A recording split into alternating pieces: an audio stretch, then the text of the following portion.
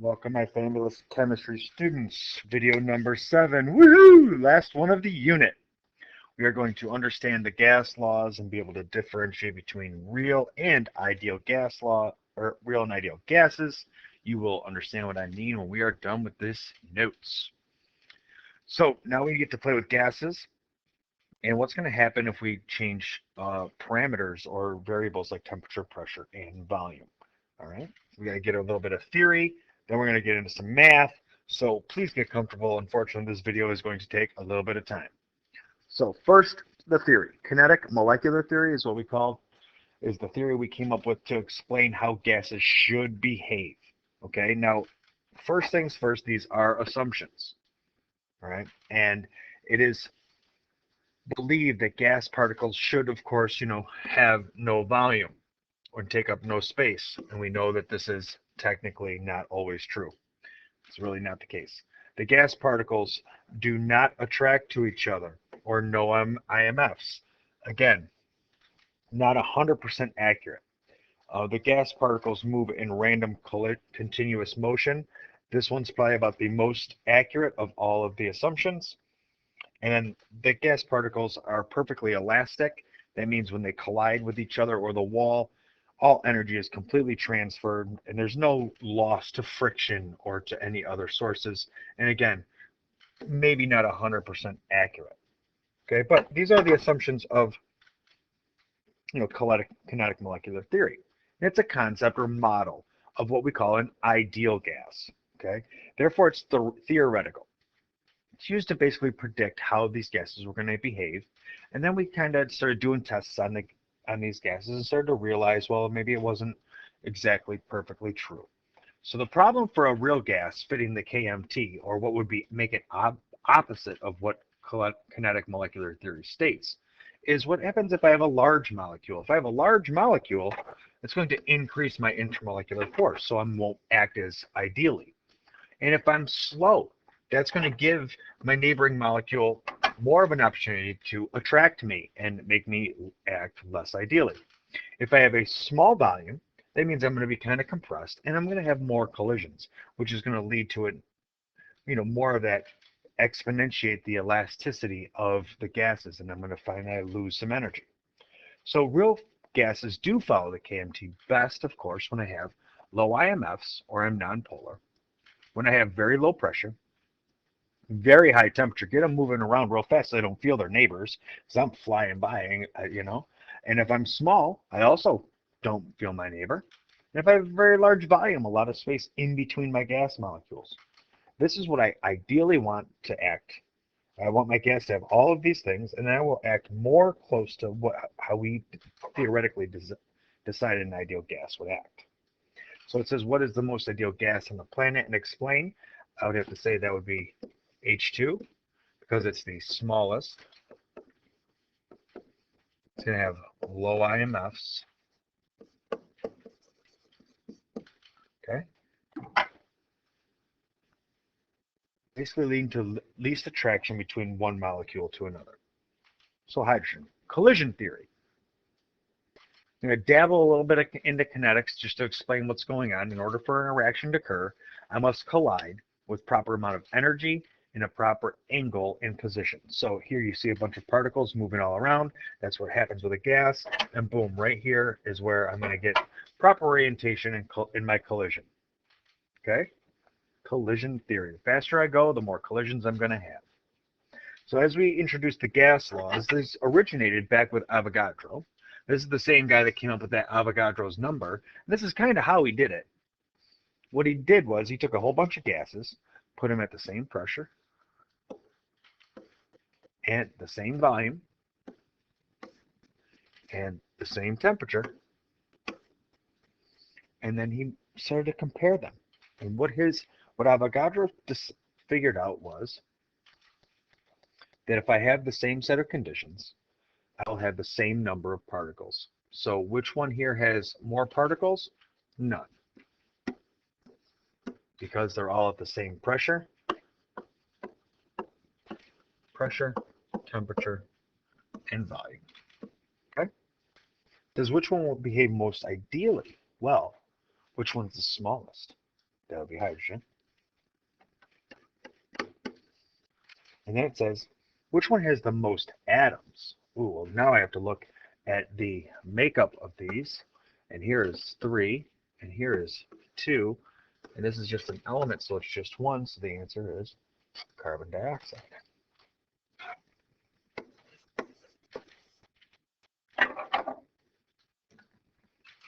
Now comes the math. Here we go. Combined gas law. So I'm going to take these, P, V, and T, and relate them to each other. So the way this equation reads, the combined gas law, reference table T, P1 V1 over T1 equals P2 V2 over T2. The ones are all about initial, and the twos are all about final. The only thing you really got to make sure is that all of our temperatures are in Kelvin. The other parameters, pressures and volumes, can be in a multitude of different units. As long as they match, we're okay. So here's the first one. It says you must use Kelvin, not Celsius, for these calculations. I promise you it works every time that you will get the wrong answer if you keep it in Celsius. The only time you're allowed to keep Kelvin and Celsius together is when we do that delta T, which was MCAT before. So now we do have to convert. So it says I have a volume of 100 milliliters and a temperature of 20 Kelvin and a pressure of 760 millimeters of mercury is what we call that. What will be the new volume if the temperature is changed to 40 and the pressure to 380? So I'm going to change 2 parameters. So now it's just a matter of me being able to figure out which one of these numbers goes with which and some careful reading. So I have P1, V1, T1. Let's go ahead and define these first. Then we'll do the twos. Okay, so it has a volume of, and then it changes. So this is all the ones. So volume is 100 milliliters. Okay. Temperature of 20 kelvins. And a pressure of 760 millimeters of mercury. Okay, good. Now we got to do P2, V2, and T2. It says my T2 is 40 kelvins, and my P2 is 380 millimeters of mercury. So I need a new volume. That's going to be my X. So now I just simply have to plug in, chug into my previous equation, P1 V1 over T1. I have 760 times 100 divided by 20 is going to equal P2 V2 over T2. So that gives me 380 times X all over 40. I'm going to teach you a trick on how to solve this the fastest. Because I have an equal sign, I'm allowed to cross multiply. But I know something about fractions, and if I multiply by its reciprocal, it'll cancel out. So if I just do to one side, if I multiply this side by 40 over 380, right? The 380s will cancel, and then the 40s will cancel. What I do to one side, I have to do to the other. So over here, I can do 40 over 380, okay? And now I can solve for X. In my calculator, I'm going to say 40 times 760 times 100 equals, divided by 380 equals, divided by 20 equals, and now you're going to be able to give me a new number for X. Okay? Another one. An ideally behaving gas occupies 500 milliliters at STP. That tells me some things right off the bat. I have 0 degrees Celsius, 1 atmosphere of pressure. I need to convert 0 degrees Celsius right off the bat to 273 kelvins because I can't use Celsius. What volume does it occupy at this Kelvin and kPa? kPa. Oh, wait, let me think back. 1 atmosphere was 101.3 kPa on my table H. So there we go, 101.3. So I have an ideally behaving gas, I have a volume, and what does the new volume? All right, good. So P1, V1, T1. Okay, let's figure out what they are. My initial pressure is 101.3 kPa. My volume is 500 milliliters. And my initial temperature is 273 kelvins. Now, P2, V2, T2. P2, I have 980 kPa. I have a new temperature of 546 kelvins. My V is my X. This is going to work out just like the last one because of the V being the X being the volume, the second volume. So P1 V1 over T1. I have 101.3 times 500 over 273 is going to equal 980 X over 550. I'm sorry, 546. Now, remember I taught you. If I multiply this side by its reciprocal, 546 over 980, these will cancel, and then the other side is 540 over 980. So here's my new numerator, here's my new denominator. You plug that in, and X is going to equal some number in milliliters. Yeah.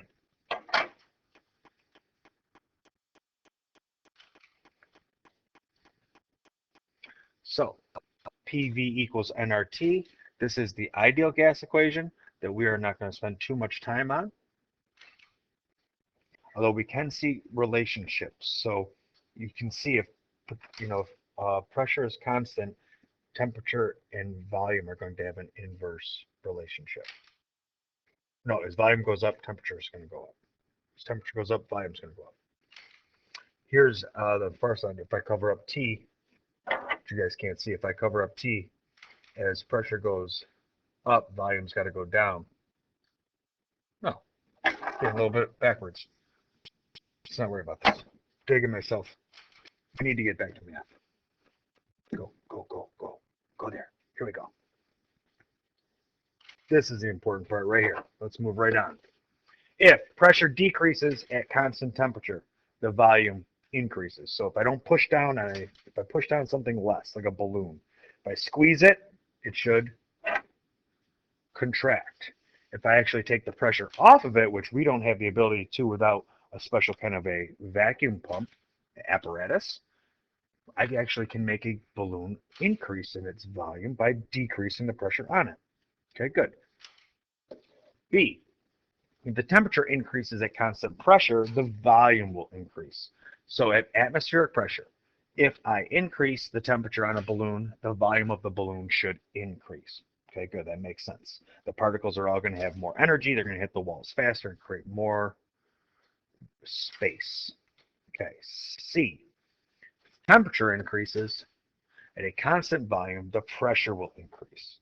So if I don't let the balloon expand, but I heat it up, they're going to start hitting the walls of that balloon harder and harder. So what if I did it in a jar, right, with a pressure valve? I'm going to see the pressure go up because the molecules of the air are able to move around, and the molecules of the gas are able to move around at a higher speed because they have more energy. So what I'm most concerned about with this page is this here. These graphs show the relationship. So the first one, Boyle's law, I'm not going to hold you to the name, but what you need to know is that as volume increases, pressure decreases. Or as pressure increases this way, my volume will decrease. So it's an inverse relationship. That's what you need to know. Second graph, second example, Charles' law. Oh, marshmallow. Remind me about that. Charles' law. Charles' law. And onto the graph, we're going to compare volume with temperature. As temperature increases, so does my volume. So this is a direct relationship. Okay? Gay-Lussac's law. This law is going to relate pressure to temperature. Now I'm going to hold volume constant. BOM calorimeter. As the temperature increases, my pressure will increase. Again, direct relationship. Okay? So a gas that has a volume of 75 milliliters and a temperature of 15 Kelvin and a pressure of 760 milliliters of mercury. What will be the new volume when the temperature is changed? And okay, so this is P1 V1 over T1. Okay, so this is if a parameter changing, we have all 6 variables, so we got to fill it all out. We got P1 V1 T1. See if we can find this. So this is where, okay, 750 milliliters. That's my V1. I'm sorry, it's 75 milliliters. I misspoke. Temperature 15 K. And a pressure of 760 millimeters of mercury. Okay. And now I got to find my new parameters. P2, V2, T2. New volume, again, this is just like the first 2 we did. The temperature is changed to 40, and the pressure is changed to 570. All right, I'm going to set it up for you real quick. You're going to plug and chug it out. P1 V1 over T1, 760 times 7, 5 over 15 is going to equal 570x over 40. I'm going to multiply both sides by 40 over 570.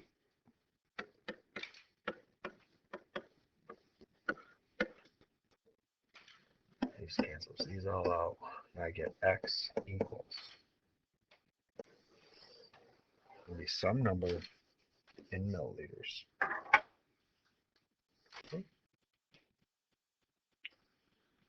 Let's see which ones of these are different. If the volume is decreased at the constant pressure. Oh, good, constant pressure. So I get to hold something the same. Here we go.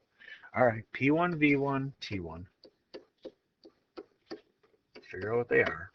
It says the volume of a sample of gas at 273 Kelvin. I'm sorry, Celsius. 273 Celsius is, oh boy, Kelvin equals Celsius plus 273. And my Celsius is 273, so I have my Kelvins has got to double it, right? So it's 6, 14, 546K. 546K. And I have a volume of 200 liters. What is... And I put K in the wrong spot, guys. Why don't you tell me to put K in the wrong spot? Pressure. Pressure is constant. So P2 is constant. V1. V2, I'm sorry, T2. The volume is decreased to 100 liters. Constant pressure, what will be the new temperature? X. So I got P1 V1 over T1 equals P2 V2 over T2. And pressure is constant. My new equation becomes V1 over T1 equals V2 over T2. So let's plug them in. I have 200 over 546 equals 100 over x. And cross multiply, and you can give me x in Kelvin. Then, one last one and we're about done. Oh, we got 2. We got 2. Let's see. How about I do 1 and you do 1? What will be the new volume? Oh, if the pressures are both doubled. The gas occupies... Right, torr is just another gas or another pressure, so don't get upset about that. And they're the same on both sides, so we're good. And we're already giving it in Kelvin and milliliters and milliliters. So you guys can do 4. I will do 3 because it's a little bit different, right? It says what will be the new volume of 100 milliliters of gas if the Kelvin temperature and the pressure are both doubled. So it doesn't give me a Kelvin or a pressure. I get to make those up. So let's, let's do that, and then you'll see what it means. P1, V1, T1 equal. All right, so let's just pick 1 atmosphere. Volume it gives me is 100 milliliters. And temperature in kelvins, let's pick 30 kelvins. So I can pick any number I want. And then P2, it says my pressure is going to double, so that's 2 atmospheres. Volume, 2, don't know. And temperature, I had to double, so that's going to go up to 60 kelvins. Okay, so now I can plug this in, P1, V1, so I have 1 times 100 divided by 30 is going to equal 2 times x divided by 60. I can multiply both sides by 60 over 2 to get rid of this nasty fraction. 60 over 2. And now I have this divided by this, and you can give me my new volume in milliliters. Okay, so you got some to finish and one to set up and do all on your own. Let's see if you can get the hang of this. You can do practice packets now 17 through 24. There's a bunch of pages missing in there. It is about 4 pages, so don't get too concerned that that's a whole bunch of pages.